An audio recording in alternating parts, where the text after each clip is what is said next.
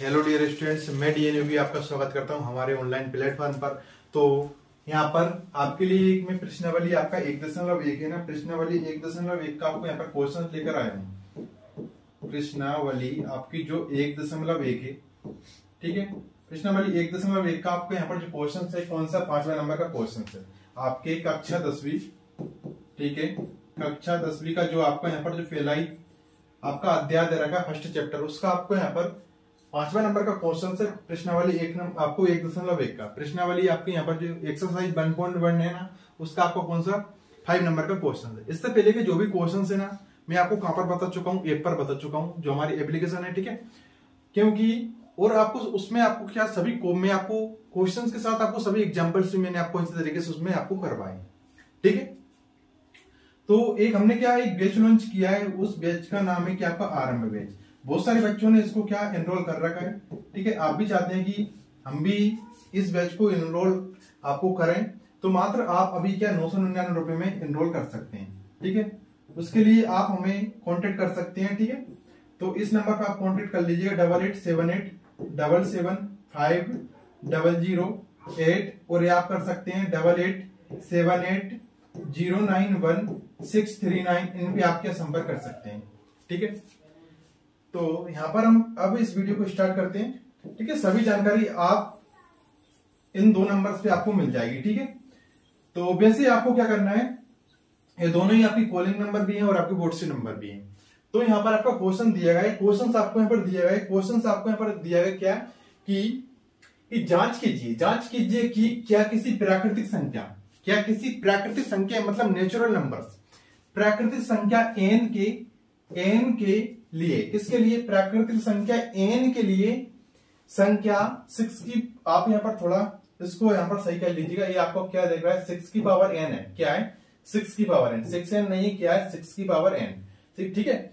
6 की power n अंक 0 पर समाप्त हो सकती है, क्या 6 की पावर n अंक क्या 0 पर समाप्त हो सकती है, ठीक है। तो आपको यहां पर इस तरीके से इसको सोल्व करना है, ठीक है। यहां पर हम लिखेंगे इसमें, तो इसमें आपको यहां पर हल, तो n आपकी क्या है, यहां पर एक प्राकृतिक संख्या है, क्या है आपकी यहां पर n आपकी एक प्राकृतिक संख्या है, ठीक है। n आपकी क्या है, प्राकृतिक संख्या, ठीक है। और प्राकृतिक संख्या आपकी क्या होती है यहां पर, जैसे कि आप यहां पर लिखेंगे तो उसमें आपको यहां पर जैसे कि 1 2 3, यानी कि प्राकृतिक संख्या कहां से स्टार्ट होती है, आपकी 1 से स्टार्ट होती है और कहां तक जाती है, अनंत तक जाती है। लेकिन इसमें आपको यहां पर दिया गया है कि 6 की पावर n, क्या अगर हम 6 की पावर n है, अगर n की जगह पे हम क्या नंबर्स रखें, अगर n की जगह पे नंबर्स रखे, आपको यहां पर जो भी अंक रखें, क्या कभी वही 0 पर समाप्त होगा क्या, तो यहां पर हम रख के देखते हैं। तो 6 की पावर यहां पर हम n की जगह पे यहां पर नंबर्स रख रहे हैं, तो 6 की पावर यहां पर 1 रखें। 6 की पावर 1 आपका क्या होता है, 6 की पावर 1 यानी 6 पे घात 1, 6 पे घात 1 आपका क्या होता है, 6 ही होता है। इसके अलावा यहां पर हम कितना रखें, 6 पे घात 2, तो कितना होगा आपका 36 होगा। 6 पे घात 3 आपका कितना हो जाएगा, 216 हो जाएगा। इसी तरीके से यहाँ पर आप आगे भी जितने भी नंबर हैं आप यहाँ पर रख सकते हैं, लेकिन कभी क्या हुए अंक आपका 0 पर समाप्त नहीं होगा, ठीक है। क्या आपको यहाँ पर 0 आ रहा है क्या, आप यहाँ पर देखेंगे, देखो क्या बताओ, यहाँ पर जो आपका लास्ट अंक है ये वाला 0 पर समाप्त हो रहा है क्या, आप कहेंगे सर ये तो समाप्त नहीं हो रहा है, ठीक है। मतलब आप यहाँ पर 6 की पावर की जगह पे यहाँ पर आप कोई सी प्राकृतिक संख्या रख लीजिएगा, कभी 0 नहीं आएगा। आप यहाँ पर 10, आप यहाँ पर जैसे कि मैं यहाँ पे बोलूंगा, जैसे कि आप कितना रखिएगा, आप यहाँ पर 11 12 15 16 17 आप कोई सी भी यहाँ पर संख्या रखिएगा, लेकिन कभी भी क्या 0 पर समाप्त नहीं होगा। 6 की पावर n में अंक 0 पर समाप्त कब होगा, अब आपके मन में आ रहा है कि सर ये नहीं तो फिर कब होगा समाप्त, तो आप यहाँ पर देखिएगा इसको, अगर हमारा 10 है, 10 में क्या अंक हमारा क्या 0 पर समाप्त हो रहा है, और 10 के हमारे जो अभाज्य गुणनखंड है क्या है, 10 के हमारे जो अभाज्य गुणनखंड है कौन से होते हैं हमारे अभाज्य गुणनखंड, तो 2 गुणित 5, या हम इसको बोल देंगे 2 पे घात 1 और 5 पे घात 1।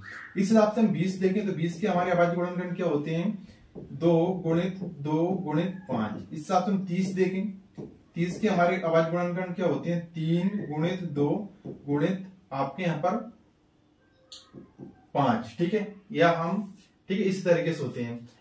तो आप यहाँ पर 40 लीजिएगा, 50 लीजिएगा, आप यहाँ पर जैसे कि 100 1000 10,000 लाख 10 लाख कितने भी लीजिएगा, लेकिन आप यहाँ पर देखिएगा ध्यान से, इसमें आपको यहाँ पर देखना है कि कोई भी अंक, क्या कोई भी अंक 0 पर समाप्त कब होता है? कोई भी अंक 0 पर समाप्त तब होगा जब उसके अभाज्य गुणनखंड में कम से कम 1 बार 2 और 5 उपस्थित होंगे। क्या होंगे? कम से कम 1 बार 2 और 5 अनिवार्य रूप से उपस्थित होंगे, तभी हमारा अंक क्या 0 पर समाप्त होगा। तो आप यहाँ पर देखेंगे इसमें 2 और 5 क्या एक बार अनिवार्य रूप से उपस्थित है, इसके क्या अभाज्य गुणनखंड में। इसमें आप यहाँ पर देखिएगा 6 हमारा क्या 6 में अनिवार्य रूप से क्या हमारे 6 में क्या 2 और 5 आ रहे हैं क्या? आप कहेंगे कि इसमें सर ये हमारा 6 है, 6 की पावर n में सर इसमें तो हमारा 2 और 3 आ रहा है, इसमें सर 2 तो आ रहा है, इसमें सर 2 तो आ रहा है, लेकिन हमारा 5 नहीं आ रहा है। तब दोनों ही होंगे, कम से कम एक बार 2 और 5 उपस्थित होंगे, तभी वही अंक हमारे 0 पर समाप्त होगा। इसमें देखिए 20 को हम क्या लिख सकते हैं? 20 को कम से कम यहां पर हम एक बार कितना लिख सकते हैं? ये तो आपका 10 है। देखो 20 को कम से कम हम 2 गुणे 10 तो लिख ही सकते हैं, ठीक है? क्या लिख सकते हैं? 2 गुणे 10। इसको हम क्या लिख सकते हैं? इसको कम से कम हम 3 गुणे 10 तो लिख सकते हैं। और आपको 10 पता है, आपको क्या 10 तो पता है कि 10 में कम से कम एक बार यहां पर हमारा 2 आता है और एक बार कम से कम हमारा 5 आता है, ठीक है? इस हिसाब से आप यहां पर देखेंगे, ये भी इस हिसाब से, तो हमारा अंक 0 पर आपको तभी समाप्त होगा जब उसके अभाज्य गुणनखंड में कम से कम एक बार 2 और 5 जरूर आएंगे। इसमें भी आप यहां पर देखेंगे, इसमें भी आपका क्या 2 और 5 आ रहा है, इसमें भी आपका कम से कम एक बार 2 और 5 आ रहा है। देखो एक बार 2 और 5 आ रहा है, ठीक है? अतिरिक्त संख्या चलेगी यहां पर, आपका कोई सी भी अतिरिक्त संख्या हो उससे हमारे लिए कोई यहां पर लेना देना नहीं, मतलब नहीं है। कम से कम हमारे लिए एक बार 2 और 5 मिल जाना चाहिए, ठीक है? कम से कम एक बार 2 और 5, ज्यादा से ज्यादा चलेगा, लेकिन कम से कम एक बार 2 और 5 आना चाहिए, ठीक है? आप समझ गए होंगे कि यहाँ पर 3 है 2 है, इससे कोई मतलब नहीं, हमारे लिए कम से कम एक बार 2 और 5 आ जाएगा तो हमारे लिए अंक क्या हो जाएगा? हमारे 0 पर समाप्त हो जाएगा। आप कोई सी भी संख्या ले लीजिएगा, यहाँ पर आपको 100, 1000, 10,000, लाख, 10 लाख, ठीक है? कम से कम उसमें के आपके अभाज्य गुणनखंड में कम से कम एक बार 2 और 5 आएगा, तभी वही अंक क्या होते हैं? 0 पर समाप्त होते हैं। अब आपने ये तो देख लिया कि हमारा ये हमारा 0 पर समाप्त क्यों नहीं हो रहा है, क्योंकि इसमें हमारे आने वाले रूप से 2 तो आ रहा है, लेकिन 5 यहाँ पर हमारा नहीं आ रहा है। इसमें भी अगर 5 और रह जाता तो ये हमारा अंक क्या होने लगता है? यहाँ पर 0 पर समाप्त होने लगता। तो ये मैंने आपको जो सभी बताया, ये आपको यहाँ पर पेपर में नहीं लिखना है। आप सोच रहे होंगे सर ये आपने बताया पेपर में नहीं लिखना है, फिर क्या लिखना है पेपर में? तो उसमें आपको ये तो मैंने आपको समझाने के लिए बताया, ये आपका पूरा का पूरा क्या है, एक तरीके से आपका रफ है, ठीक है? ये आपका एक रफ कार्य है, ये आपको नहीं लिखना है पेपर में। मैंने आपको इसलिए समझाया जिससे आपको अच्छी तरीके से समझ में आए, ठीक है? मैं आपको चाहता तो बिल्कुल डायरेक्ट इसका बता देता कि आपको क्या कुछ लिखना है, ठीक है? वही आप लिख जाते, आपको नंबर भी मिल जाते, लेकिन आपको जानकारी तो पता होगी कि हमारा 0 पर अंक समाप्त कब होगा, कब समाप्त नहीं होगा।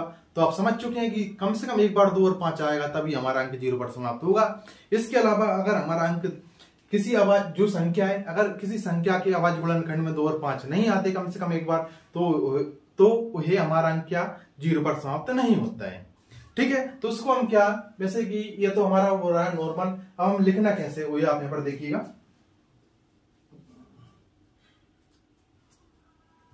तो इसमें आप यहां पर देख सकते हैं, इसमें आपको 6 की पावर n दिया है, ये आपका यहां पर n है, ठीक है? तो इसमें आपको यहां पर थ्योरिकल में आप किस तरीके से यहां पर आपको लिख सकते हैं, ठीक है? वही आप यहां पर देखिएगा। तो इसमें आपको यहां पर लिखना है, ये हमारा हल है। इसमें सिर्फ आपको लिखना है कि यदि किसी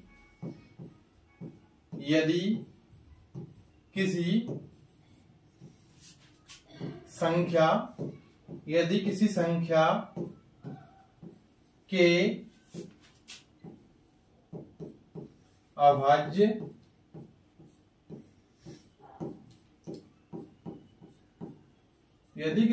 के अभाज्य गुणनखंड में 2 और 5 अनिवार्य रूप से उपस्थित हो तो उहे संख्या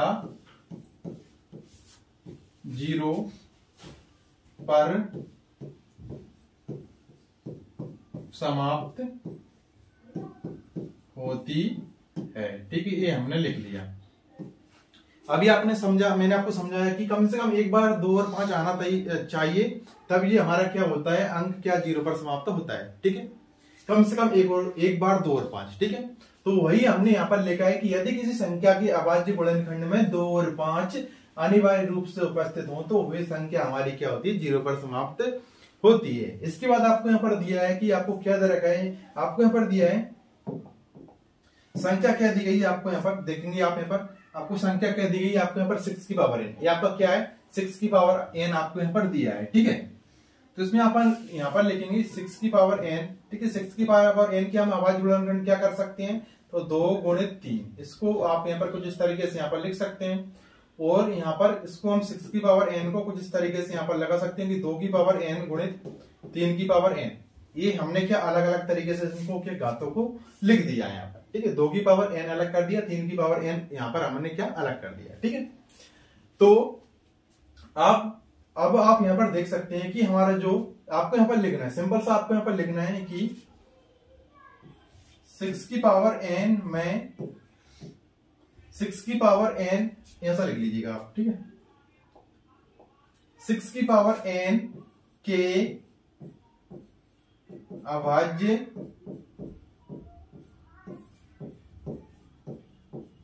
गुणनखंड में संख्या 5 उपस्थित नहीं है। ठीक है, आप यहां पर देखिएगा, क्या इसमें आपको 5 दिख रहा है क्या इसमें आपको 5 दिख रहा है क्या, जो अभाज्य गुणनखंड की है।